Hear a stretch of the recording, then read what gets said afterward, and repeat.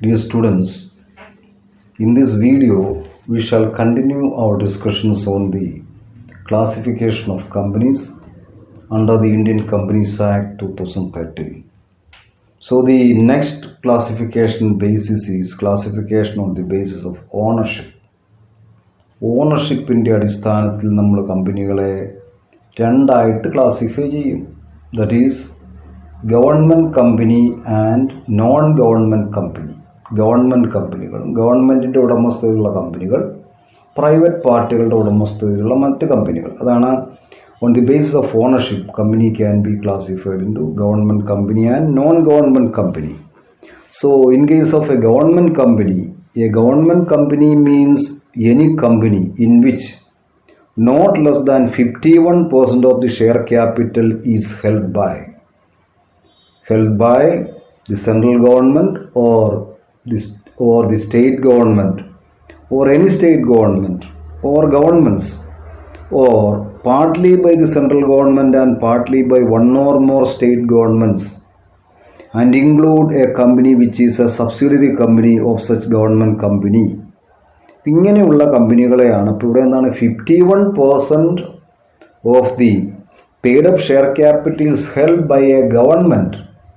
ഇപ്പോൾ central government ആകാം, state government ആകാം, ഇനി ഒന്നോ അതിലധികമോ സ്റ്റേറ്റ് ഗവൺമെൻറ്റുകളാകാം, ഇനി അതല്ല എങ്കിൽ സെൻട്രൽ ഗവൺമെൻറ്റും ഒന്നോ അതിലധികമോ സ്റ്റേറ്റ് ഗവൺമെൻറ്റുകളുമാകാം. അപ്പം ഗവൺമെൻറ്റിൻ്റെ കൺട്രോളിൽ വരുന്ന കമ്പനികളാണ്, ഉടമസ്ഥാവകാശത്തിൽ വരുന്ന കമ്പനികളാണ് government companies.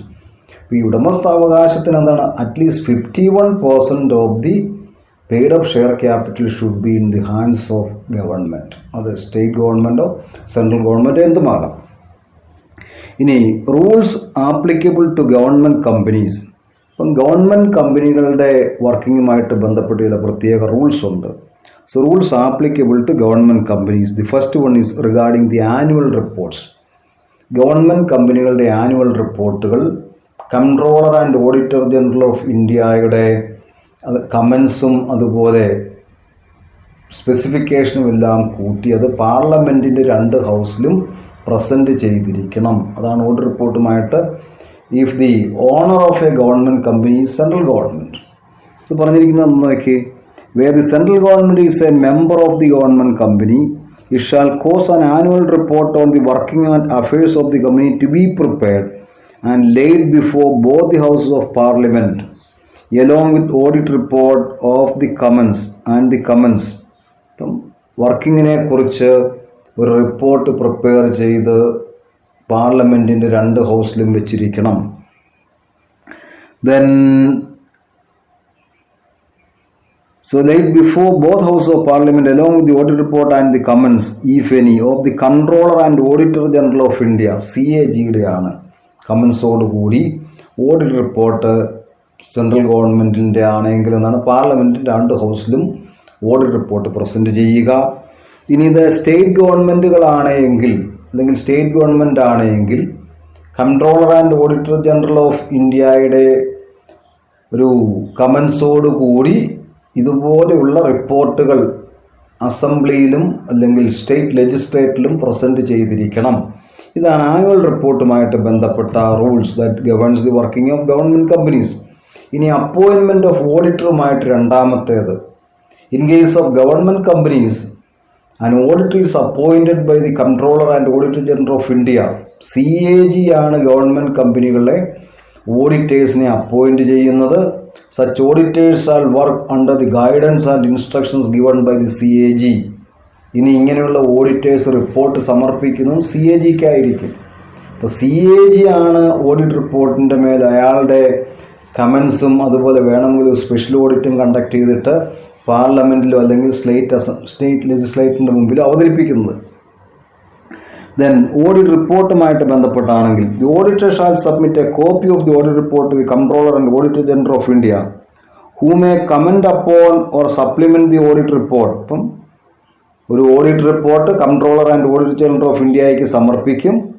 Then he may comment or supplement. അപ്പം അങ്ങനെയുള്ള ഓഡിറ്റ് റിപ്പോർട്ടുകൾ controller and auditor general of ഇന്ത്യയുടെ കമൻസോട് കൂടിയായിരിക്കും അത് പ്രസൻറ്റ് ചെയ്യുന്നത്. അപ്പോൾ അത് കമ്പനിയുടെ ആനുവൽ ജനറൽ മീറ്റിങ്ങിൽ ഈ റിപ്പോർട്ടുകൾ ആനുവൽ ജനറൽ മീറ്റിംഗിൽ പ്രസന്റ് ചെയ്യും. Then provisions of section 139 to apply to certain companies. അപ്പോൾ അത് സെക്ഷൻ 139 പ്രൊവിഷൻസ് ചില പ്രത്യേക കമ്പനികൾക്ക് അത് ആപ്ലിക്കബിൾ ആകും. അങ്ങനെയുള്ള കമ്പനികൾ എന്താ? So apply to a company in which not less than 51% paid up share capital is held by one or more of the following combination. അപ്പോൾ അത് സെൻട്രൽ ഗവൺമെൻറ് ആണോ, സ്റ്റേറ്റ് ഗവൺമെൻറ് ആണോ, ഒന്നിലധികം സ്റ്റേറ്റ് ഗവൺമെൻറ്റുകളാണോ, ഗവൺമെൻറ്റൽ ഏജൻസികളാണോ, അത് നമ്മുടെ ആ നോട്ടിൽ തന്നിട്ടുണ്ട്. അതെപ്പോഴെങ്കിലും നോക്കി നിങ്ങൾ പഠിച്ചാൽ മതി. The next is foreign company, വിദേശ കമ്പനികൾ. So that is classification on the basis. ഇതിൽ ഓണർഷിപ്പിൻ്റെ അടിസ്ഥാനത്തിലാണ് വരുന്നത് foreign company. Foreign company means any company or body corporate incorporated outside India. ഇന്ത്യക്ക് വെളിയിൽ ഇൻകോർപ്പറേറ്റ് ചെയ്തിരിക്കുന്ന, രജിസ്റ്റർ ചെയ്തിരിക്കുന്ന കമ്പനികളാണ് ഫോറിൻ കമ്പനികൾ. ഇനി അതുപോലെ എന്താണ്? which has a place of business in India whereby itself or through an agent physically or through electronic mode. ഒരു വിദേശ രാജ്യത്ത് ഇൻകോർപ്പറേറ്റ് ചെയ്തിരിക്കുന്ന ഒരു കമ്പനിക്ക് ഇന്ത്യയിൽ ഏതെങ്കിലും രീതിയിലുള്ള ബിസിനസ് ആക്ടിവിറ്റി ഉണ്ടെങ്കിൽ, അല്ലെങ്കിൽ ഒരു വിദേശ രാജ്യത്ത് ഇൻകോർപ്പറേറ്റ് ചെയ്തിരിക്കുന്ന ഒരു കമ്പനി ഇന്ത്യയിൽ ഏതെങ്കിലും രീതിയിൽ ബിസിനസ് ആക്ടിവിറ്റികളിൽ ഏർപ്പെടുന്നുണ്ടെങ്കിൽ അങ്ങനെയുള്ള കമ്പനികളെ എന്തായിട്ട് അറിയപ്പെടുന്നു? ഫോറിൻ കമ്പനീസ് ആയിട്ട് അറിയപ്പെടുന്നു. ദെൻ ഇനി അതിൻ്റെ ഒരു കണ്ടിന്യൂഷൻ ആയിട്ട് പറഞ്ഞിരിക്കുന്നത് where not less than 50% of the paid up share capital of foreign companies held by one or more citizens of India and or by one or more body corporate incorporated in India. ഇപ്പോൾ ഒരു foreign കമ്പനിയുടെ 50%-ലധികം shares Indian സിറ്റിസൺസോ ഒന്നോ അതിലധികമോ ആകാം, അതുപോലെ Indian കമ്പനികളോ ആണ് കൈവശം വയ്ക്കുന്നതെങ്കിൽ whether Zwingli or jointly. അപ്പോൾ അത് ഇന്ത്യൻ കമ്പനികളോ അല്ലെങ്കിൽ ഇന്ത്യൻ സിറ്റിസൺസോ ഒരാൾ തനിയോ അല്ലെങ്കിൽ ജോയിൻ്റ് ആയിട്ടോ 50%-ലധികം paid up share capital own ചെയ്യുന്നുണ്ട് എങ്കിൽ ദെൻ എന്താണ്? In case of such companies the provisions that is applicable to an Indian company will be applicable. അപ്പം അങ്ങനെ വരുന്ന കേസിൽ എന്താണ്? 2013 കമ്പനീസ് ആക്ട് പ്രകാരം ഒരു ഇന്ത്യൻ കമ്പനിക്ക് എന്തൊക്കെ റൂൾസ് ആപ്ലിക്കബിൾ ആണോ അങ്ങനെയുള്ള റൂൾസുകൾ ആപ്ലിക്കബിൾ ആയിരിക്കും. So where singly or jointly such companies shall comply with such provisions as may be prescribed as if it were an Indian company. ഇപ്പം എന്താണത്? ഇന്ത്യൻ കമ്പനി പോലെ ആയിരിക്കും ഇന്ത്യൻ കമ്പനീസ് ആക്ട് 2013 പ്രകാരം കണക്കാക്കപ്പെടുന്നത്.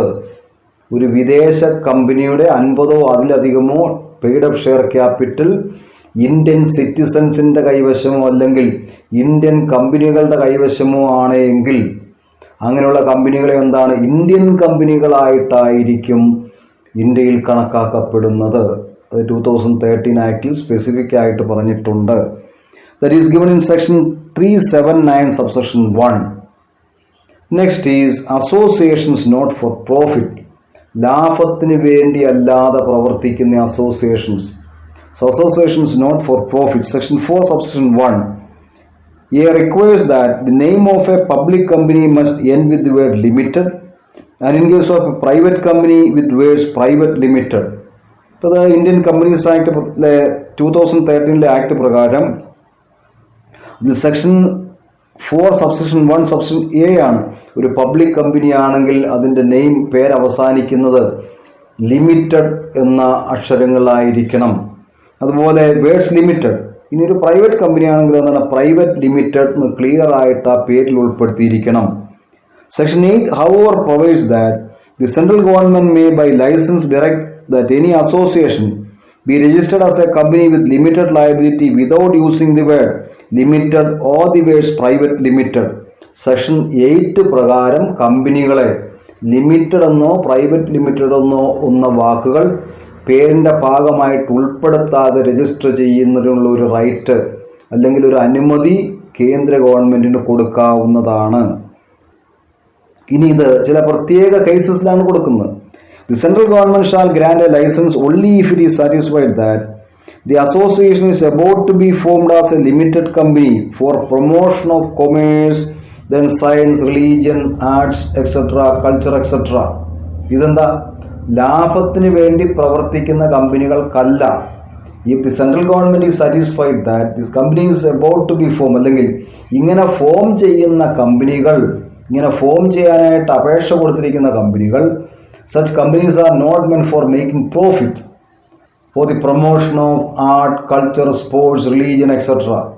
ലാഭത്തിന് വേണ്ടിയല്ല, ഏതെങ്കിലും ഒരു പ്രത്യേക കാര്യത്തിൻ്റെ പ്രൊമോഷന് വേണ്ടി ഫോം ചെയ്യുന്ന കമ്പനികളാണെങ്കിൽ അങ്ങനെയുള്ള കമ്പനികൾക്ക് വേണമെങ്കിൽ ലിമിറ്റഡ് എന്നോ പ്രൈവറ്റ് ലിമിറ്റഡ് എന്നോ എന്ന പേര് വാക്കുകൾ പേരിൻ്റെ ഭാഗമായിട്ട് ഉൾപ്പെടുത്താതെ ഫോം ചെയ്യാനുള്ള ഒരു അനുമതി കേന്ദ്ര ഗവൺമെൻറ്റിന് കൊടുക്കാം. രണ്ടാമത്, if it intends to apply profits, ഇനി അങ്ങനെ ലാഭമുണ്ടാവുകയാണെങ്കിൽ, എന്തെങ്കിലും ലാഭമുണ്ടാവുകയാണെങ്കിൽ, so that profit shall be utilise only for the promotion of it objects, എന്തിനു വേണ്ടിയാണോ അത് ഫോം ചെയ്തിരിക്കുന്നത്, if it is form for the promotion of culture, ആ കൾച്ചറിൻ്റെ പ്രൊമോഷന് വേണ്ടി മാത്രമേ അത് വിനിയോഗിക്കാവുള്ളൂ.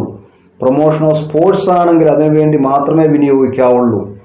എന്ത് ഓബ്ജക്റ്റീവ് മുന്നിൽ വെച്ചുകൊണ്ടാണ് അത് ഫോം ചെയ്തിരിക്കുന്നത്, ആ ഓബ്ജക്റ്റിൻ്റെ ഫുൾഫിൽമെൻറ്റിന് വേണ്ടി മാത്രമേ അങ്ങനെയുള്ള കമ്പനികളുടെ ലാഭം വിനിയോഗിക്കാവൂ. മൂന്നാമത്, it prohibits the payment of any dividend to it members, so an association not for profit, അല്ലെങ്കിൽ പ്രൈവറ്റ് ലിമിറ്റഡ് എന്നോ ഉള്ള വാക്കുകൾ ഉപയോഗിക്കാതെ ഫോം ചെയ്യുന്ന കമ്പനികൾ അതിൻ്റെ ലാഭം എന്താണത് മെമ്പേഴ്സിന് ഡിവിഡൻ്റായിട്ട് കൊടുക്കാൻ പാടില്ല. ഇങ്ങനെയുള്ള കണ്ടീഷൻസ് ഫുൾഫിൽ ചെയ്യുമെന്ന് ഉറപ്പുള്ള ഓർഗനൈസേഷൻസിന് മാത്രമേ central government association not for profit എന്നുള്ള ഒരു മാനദണ്ഡത്തിൽ ലിമിറ്റഡ് എന്നോ പ്രൈവറ്റ് ലിമിറ്റഡ് എന്നോ എന്ന വാക്കുകൾ പേരിൽ ഉൾപ്പെടുത്താതെ രജിസ്റ്റർ ചെയ്യാനുള്ള അനുമതി കൊടുക്കുകയുള്ളൂ. ഇനി നെക്സ്റ്റ്, റിവോക്കേഷൻ ഓഫ് ലൈസൻസ്. ഇങ്ങനെ ഒരു ലൈസൻസ് കിട്ടിയ, രജിസ്ട്രേഷൻ കിട്ടിയ ഒരു കമ്പനി അതിൻ്റെ പ്രവർത്തനങ്ങൾ ഈ പറഞ്ഞ ഓബ്ജക്റ്റീവ്സിൻ്റെ ഫുൾഫില്ലിന് വേണ്ടിയല്ല, ഇപ്പം അതിൻ്റെ പ്രവർത്തനങ്ങൾ ലാഭത്തിന് വേണ്ടിയാണ് എന്ന് കേന്ദ്ര ഗവൺമെൻറ്റിന് തോന്നുകയാണ് എങ്കിൽ, after giving reasonable notice to such companies, the central government can revoke such licences. അപ്പം അങ്ങനെ വന്നു കഴിയുമ്പോൾ എന്താണ്, കേന്ദ്ര ഗവൺമെൻറ്റിന് ആ ലൈസൻസ് റിവോക്ക് ചെയ്യാം, പിൻവലിക്കാം. Next is illegal associations. ഇതും നോട്ട് ഫോർ പ്രോഫിറ്റ് മേക്കിംഗ് ഓർഗനൈസേഷൻസുമായിട്ട് ബന്ധപ്പെട്ട ഒരു പാർട്ടാണ് illegal associations. So what is an illegal association? ഇത് 2 മാർക്കിനോ 3 മാർക്കിനോ ഒക്കെ വേണമെങ്കിൽ ചോദിക്കാം. Section 464 provides that no association or partnership consisting of more than such number of persons as may be prescribed in the Companies Act 2013 for objects the acquisition of gain can be legally formed unless it is registered under the Companies Act or is formed in pursuance of some other Indian law. അപ്പോൾ section 464 കൃത്യമായിട്ട് പറഞ്ഞിട്ടുണ്ട്. എന്താ പറഞ്ഞിരിക്കുന്നത്? Section 464 provides that no association or partnership consisting of more than such number of persons as may be prescribed. അപ്പം എന്തെങ്കിലും ഒരു അസോസിയേഷനോ അല്ലെങ്കിൽ partnership ആണ് എങ്കിൽ കമ്പനീസ് ആക്ടിൽ പറഞ്ഞിരിക്കുന്നതിൽ കൂടുതൽ നമ്പറുള്ള മെമ്പേഴ്സുമായിട്ട്, കൂടുതൽ ഷെയർ ഹോൾഡേഴ്സോ മെമ്പേഴ്സുമായിട്ട് ഫോം ചെയ്യാൻ പാടില്ല. അങ്ങനെ ഫോം ചെയ്യുകയാണെങ്കിൽ അതൊരു കമ്പനി ഫോം ഓഫ് ഓർഗനൈസേഷനിലേക്ക് വേണം, ഒരു പ്രോഫിറ്റ് മേക്കിംഗ് ഓർഗനൈസേഷനായിട്ട് പ്രൈവറ്റ് ലിമിറ്റഡ് കമ്പനിയോ പബ്ലിക് ലിമിറ്റഡ് കമ്പനിയോ ആയിട്ട് വേണം ഫോം ചെയ്യാൻ. So if they are not registered they would be considered as illegal associations. അപ്പം അങ്ങനെയുള്ള അസോസിയേഷൻസ് രജിസ്റ്റർ ചെയ്യുന്നില്ല എങ്കിൽ അത് ഏത് കാറ്റഗറിയിലാണ് ഉൾപ്പെടേണ്ടത്, ആ പർട്ടിക്കുലർ കാറ്റഗറിയിൽ തന്നെ രജിസ്ട്രേഷൻ എടുക്കുന്നില്ല എങ്കിൽ then such companies will be considered as illegal associations. So what is an illegal association ചോദിച്ചാൽ ഈ 2 സെൻറ്റൻസുകൾ നോട്ട് ചെയ്ത് നിങ്ങൾ എഴുതുന്നു. ഈ 2 സെൻറ്റൻസുകൾ അതിൻ്റെ ആൻസറിൻ്റെ ഭാഗമായിട്ട് വരണം. Then however the act provides that a condition that the maximum number of persons in an association for running business and not registered under company law shall not exceed 100. അപ്പോൾ ആക്ടിൽ കൃത്യമായിട്ട് പറയുന്നുണ്ട്, however the act provides a condition that maximum number of persons in an association for running business and not registered under a company law shall not exceed 100. അപ്പം 100 മെമ്പേഴ്സിൽ കൂടാൻ പാടില്ല. അപ്പം association എന്തിനു വേണ്ടിയിട്ടാണ്? Not for making profit but they are doing business ചെയ്യുന്നുണ്ട്, ലാഭത്തിന് വേണ്ടി അല്ല എങ്കിൽ അങ്ങനെ ഫോം ചെയ്യുന്ന അസോസിയേഷൻസിന് 100 മെമ്പേഴ്സിൽ കൂടാൻ പാടില്ല. ഇത് കമ്പനീസ് ആക്ടിൽ 2013 ആക്ടിൽ സ്പെസിഫിക് ആയിട്ട് പറഞ്ഞിരിക്കുന്ന കാര്യമാണ്. Then again, the company's miscellaneous rules 2014 provides that no association or partnership shall be formed consisting of more than 50 persons for the purpose of carrying on any business that has for objects of acquisition of gain by association or partnerships or by individual members thereof, unless it is registered as a company under the Act and is formed under any other law for time being in force.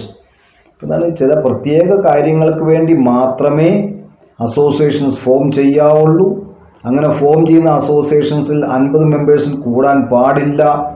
ഇപ്പം companies ആക്ടിൽ prescribe ചെയ്തിരിക്കുന്നതിൽ കൂടുതൽ മെമ്പേഴ്സുമായിട്ട് കമ്പനികളോ അസോസിയേഷൻസോ form ചെയ്ത് കഴിഞ്ഞാൽ such companies or associations will be considered as illegal associations.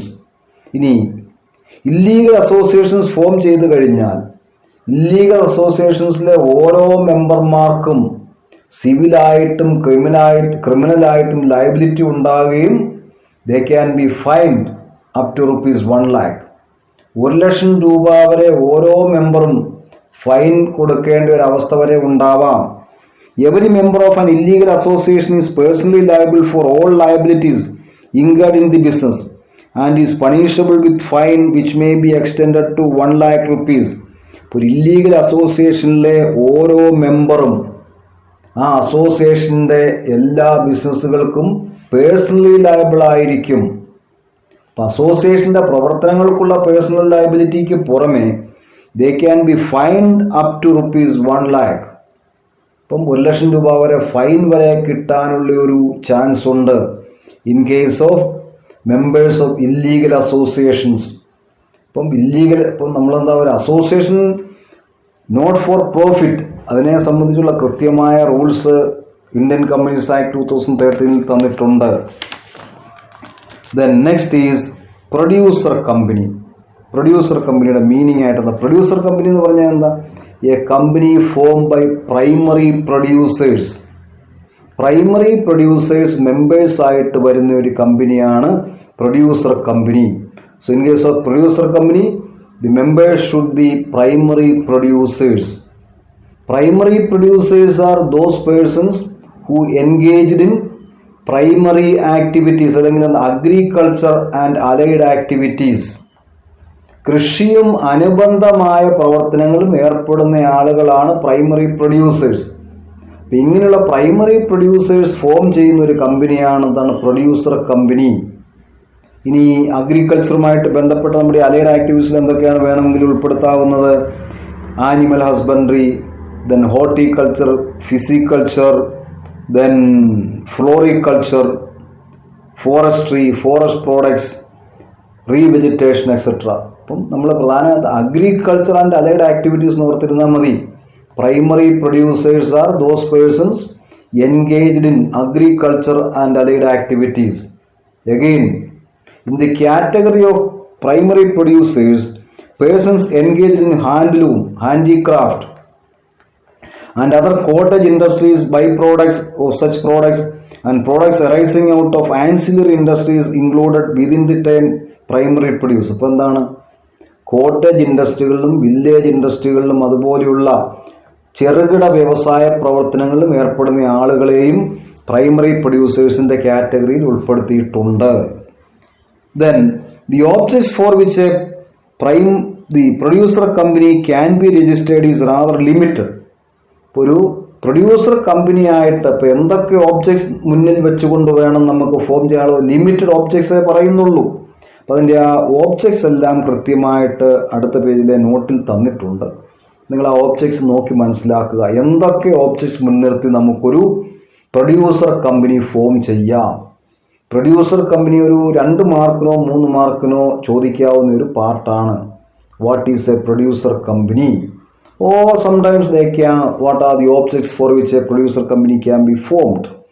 ഇനി 2013 act എന്താ? The 2013 Act provides that every producer company shall deal primarily with the produce of its active members for carrying out any of its objects. ഒരു producer company എന്താ?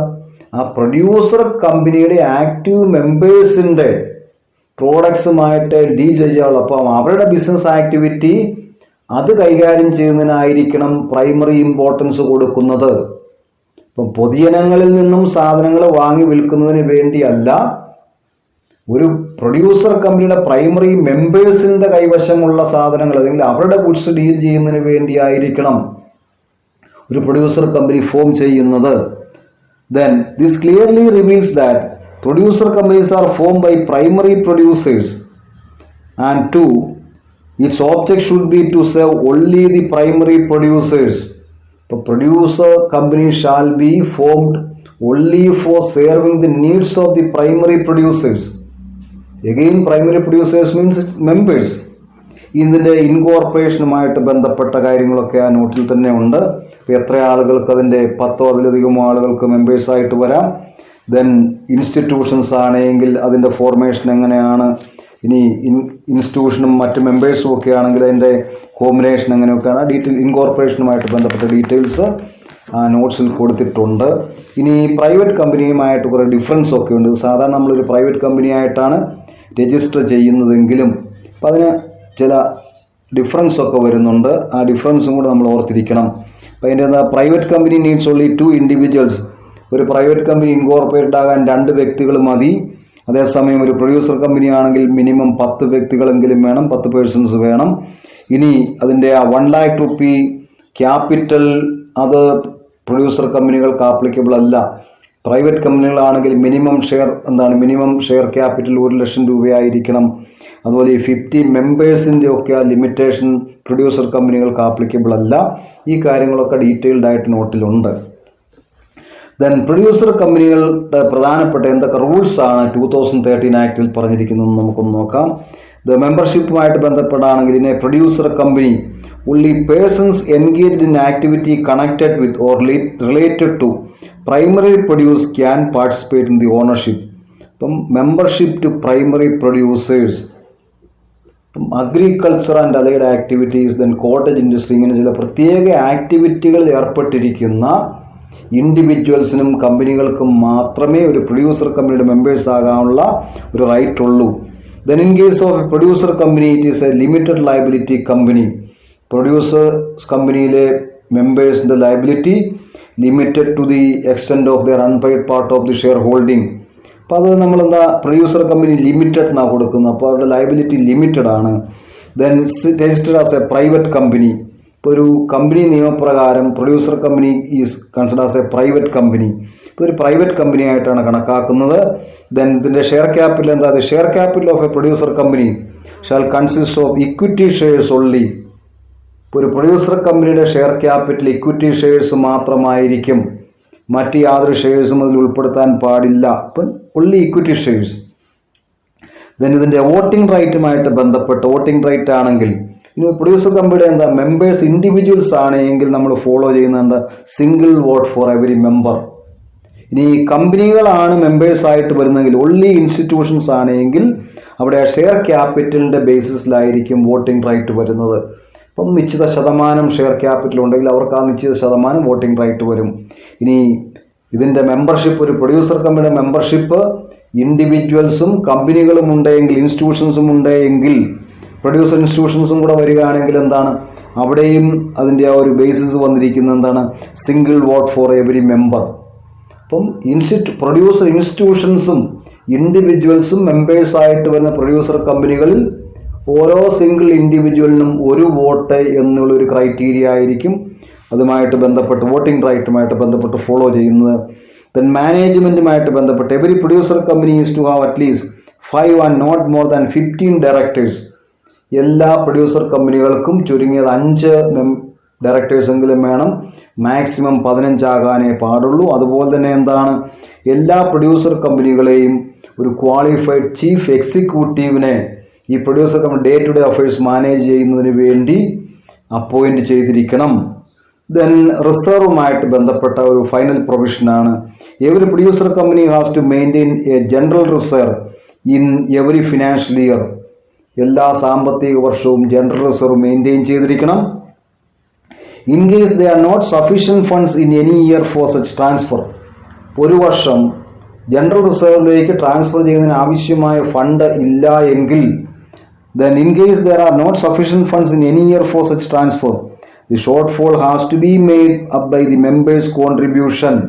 അപ്പം അങ്ങനെ വരികയാണെങ്കിൽ ആ members കോൺട്രിബ്യൂഷനിൽ നിന്നും ആ ഷോർട്ട് ഫോൾ മെയിൻറ്റെയിൻ ചെയ്തിരിക്കണം.